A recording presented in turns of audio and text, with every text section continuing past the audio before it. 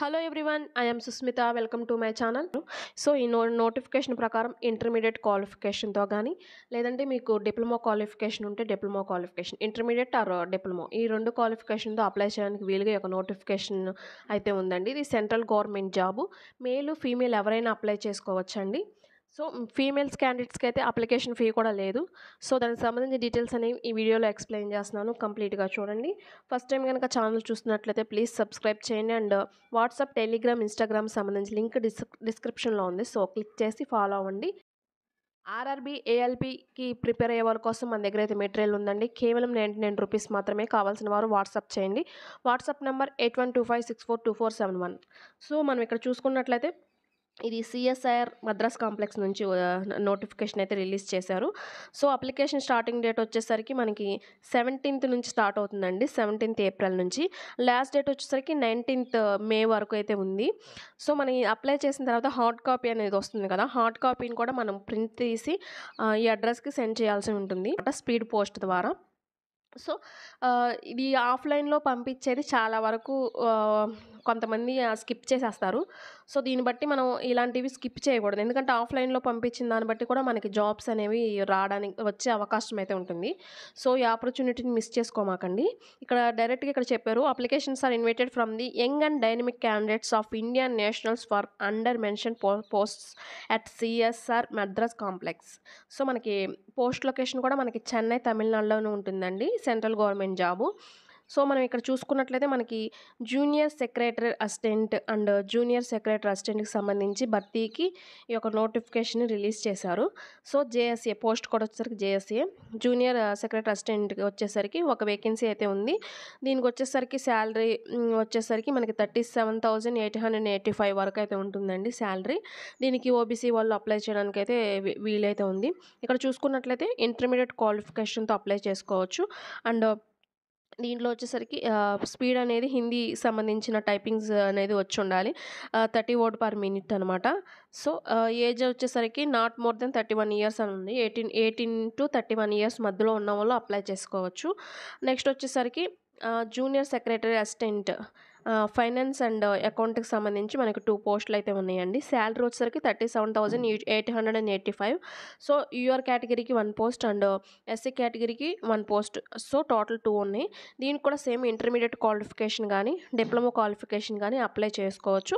దీనికి వచ్చేసరికి English and హిందీకి సంబంధించిన టైపింగ్ స్కిల్స్ అనేవి ఉండాలి. టైపింగ్ స్పీడ్ వచ్చేసరికి 35 వర్డ్ పర్ మినిట్, ఇంగ్లీష్ వచ్చేసరికి 30 వర్డ్ పర్ మినిట్ అనేది ఉండాలి. దీనికి వచ్చేసరికి యూఆర్ క్యాండిడేట్స్కి వచ్చేసరికి 18 to 28 ఇయర్స్, ఎస్సీ వాళ్ళకి వచ్చేసరికి 18 to 33 ఇయర్స్ వరకు అప్లై చేసుకోవచ్చు. సో ఇంకోటి ఏంటంటే జూనియర్ సెక్రటరీ అసిస్టెంట్కి వచ్చేసరికి స్టోర్ అండ్ పర్చేస్ దీనికి గాను ఒక పోస్ట్ అయితే ఉంది. దీనికి వచ్చేసరికి శాలరీ కూడా సేమ్ 37,885 అనమాట. ఒక పోస్ట్ అయితే ఉంది. ఈడబ్ల్యూఎస్ వాళ్ళకి మాత్రమే అప్లై చేసుకోవచ్చు.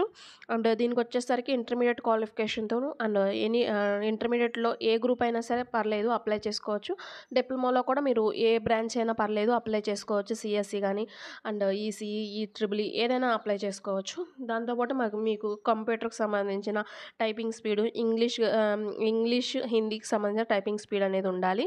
దీనికి వచ్చేసరికి 28 ఇయర్స్ అనమాట. 18 to 28 ఇయర్స్ మధ్యలో ఉన్న వాళ్ళు అప్లై చేసుకోవచ్చు.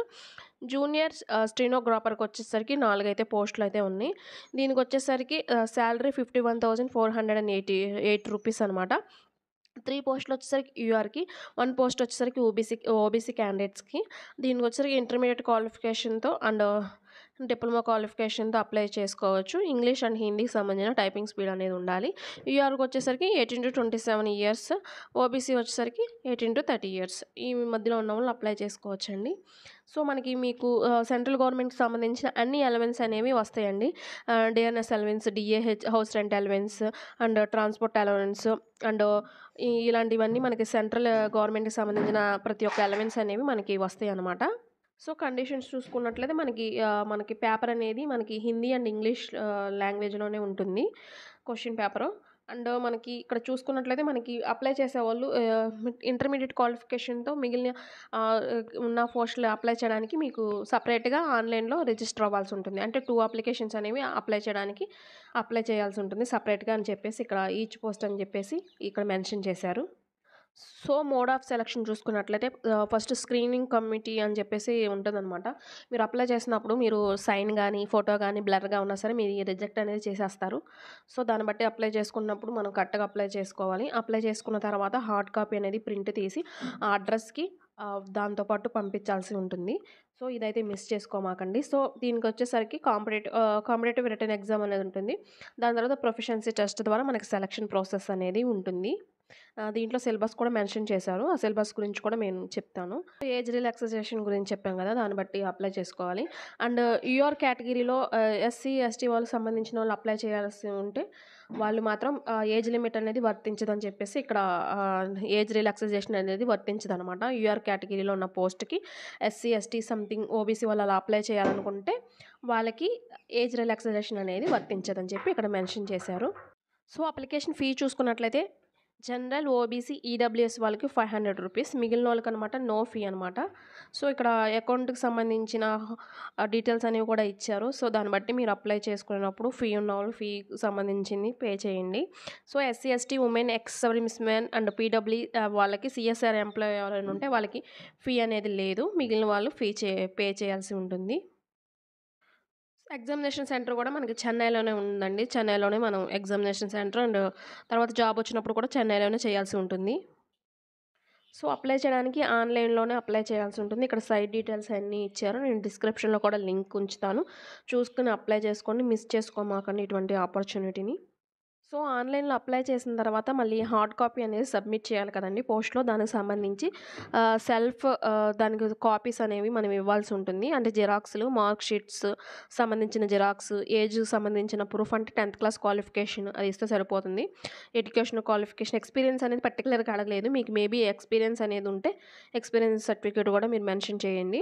And caste certificate and recent passport size photos. Hard copy ఎనకాల మీ సిగ్నేచర్ అనేది చేసి అండ్ ఫీ ఉన్నవాళ్ళు దానికి సంబంధించిన ఈ రిసిప్ట్ కూడా అటాచ్ చేసి దానికి అప్లికేషన్ వెనకాల అవన్నీ అటాచ్ చేసి ఇక్కడ application for the post of ఏ పోస్ట్‌కి అప్లై చేస్తున్నారు. పోస్ట్ కోడ్ కూడా ఉంది కదా! జేఎస్ఏ అలా ఉన్నాయి కదా! ఆ సంబంధించిన పోస్ట్ అని రాసేసి 29th మే లోపల మనం పంపించాల్సి ఉంటుంది. అండ్ స్పీడ్ పోస్ట్ అయితే బెస్ట్. స్పీడ్ పోస్ట్ ద్వారా అప్లై చేస్తే మనకి ఈజీగా అది ఎక్కడుందో ట్రాకింగ్ అయన్నీ మనం చూసుకోవచ్చు. సో, అడ్రస్ వచ్చేసరికి CSIR Madras complex and CSI road, Taramani, Chennai 600113 Tamil Nadu. So, దీనికైతే అప్లై చేయాల్సి అయితే ఉంటుందండి. సో, ఇక్కడ మళ్ళీ పర్టిక్యులర్‌గా చెప్తున్నారు సైన్ చేసి అండ్ ఈ receipt and colour photograph and మనకు సంబంధించిన డేట్ ఆఫ్ బర్త్ సర్టిఫికేట్ 10థ్ క్లాస్ అలాంటివి. అంటే సెల్ఫ్ అటాచ్డ్ అంటే అన్నీ జిరాక్స్‌లే నాట్ ఒరిజినల్ అనమాట. అన్ని జిరాక్స్‌కి సంబంధించినవి ఇవ్వాల్సి అయితే ఉంటుంది. సో, ఇదనమాట. దీని గురించి సిలబస్ కూడా మనకిక్కడ మెన్షన్ చేశారు. ఈ క్వెషన్స్ వచ్చేసరికి ఇంగ్లీష్ ఆర్ హిందీలో మాత్రమే ఉంటాయి. ఇంటర్మీడియేట్ స్టాండర్డ్‌లో మనకు క్వెషన్స్ అనేవి ఉంటాయండి. 200 క్వెషన్స్. టైమ్ వచ్చేసరికి 2 అవర్స్ అండ్ 30 మినిట్స్ అనమాట. అండ్ ఫిజికల్ వాళ్ళకేమో 3 అవర్స్ అండ్ 20 మినిట్స్ స్క్రైబ్‌లో ఉన్న వాళ్ళకి. వచ్చేసరికి పేపర్ 1లో వచ్చేసరికి 90 మినిట్స్ అనమాట. మెంటల్ ఎబిలిటీ టెస్ట్ దీనికొచ్చేసరికి 100 క్వెషన్స్. ఈచ్ క్వెషన్ 1 మార్క్ కింద ఈచ్ క్వెషన్ 2 మార్క్స్ కింద 200 మార్క్స్‌కి. దీనికి నెగెటివ్ మార్క్ అనేది లేదు. సో, దీనికి సంబంధించిన సిలబస్ కూడా ఇక్కడ మెన్షన్ చేశారు. మీరు దాన్ని బట్టి మీరు చదువుకోండి. సో, ఇది డిస్క్రిప్షన్‌లో అయితే లింక్ ఉంచుతాము చూసుకోండి. పేపర్ 2కొచ్చేసరికి జనరల్ అవేర్‌నెస్ దీనికొచ్చేసరికి 50 క్వెషన్స్ 3 మార్క్స్ అనమాట. Each question 150. దీనికైతే నెగెటివ్ మార్క్ అనేది ఉంది. 1 నెగెటివ్ మార్క్ అనమాట ఈచ్ రాంగ్ ఆన్సర్‌కి. సిలబస్ కూడా ఇక్కడ మనకి మెన్షన్ చేశారు. ఇంగ్లీష్ లాంగ్వేజ్‌కొచ్చేసరికి 50 క్వెషన్స్. దీనికొచ్చేసరికి 50 క్వెషన్స్ 3 మార్క్స్‌కి 150 మార్క్స్‌కనమాట. నెగెటివ్ మార్క్ అనేది ఈచ్ రాంగ్ ఆన్సర్‌కి ఒక నెగెటివ్ మార్క్ అనేది ఉంటుంది. నెక్స్ట్ వచ్చేసరికి దీనికొచ్చేసరికి స్టెనోగ్రాఫర్‌కొచ్చేసరికి దీనికి కూడా మనకి ఇంటర్మీడియేట్ స్టాండర్డ్‌లోనే ఉంటుంది. Total questions 200. మా టైమ్ వచ్చేసరికి 2 అవర్స్ 40 మినిట్స్. నెక్స్ట్ వచ్చేసరికి దీనికి సబ్జెక్ట్స్ వచ్చేసరికి జనరల్ ఇంటెలిజెన్స్ అండ్ రీజనింగ్‌కి సంబంధించి 50 క్వెషన్స్ 50 మార్క్స్‌కి. నెగెటివ్ మార్క్ వచ్చేసరికి 0.25 మార్క్ అనమాట ఈచ్ రాంగ్ ఆన్సర్‌కి. అండ్ జనరల్ అవేర్‌నెస్‌కి వచ్చేసరికి 50 క్వెషన్స్. ఈచ్ క్వెషన్ 1 మార్క్ కింద 50 మార్క్స్‌కి. అండ్ 0.25 మార్క్ అనేది ఈచ్ రాంగ్ ఆన్సర్ కట్ చేస్తారు. ఇంగ్లీష్ లాంగ్వేజ్ అండ్ కంపారిజన్‌కి వచ్చేసరికి 100 క్వెషన్స్ 100 మార్క్స్‌కి. దీనికి కూడా నెగెటివ్ మార్క్ అనేది 0.25 మార్క్ అనేది కట్ చేస్తారు. నెక్స్ట్ వచ్చేసరికి దీంట్లోనే ప్రొఫిషియన్సీ టెస్ట్ ఇన్ స్టెనోగ్రాఫర్‌కి వచ్చేసరికి ఇంగ్లీష్‌కి సంబంధించి 50 అండ్ హిందీకి సంబంధించి 65 అంటే స్కిల్ టెస్ట్ అనమాట. అంటే టైపింగ్ టెస్ట్.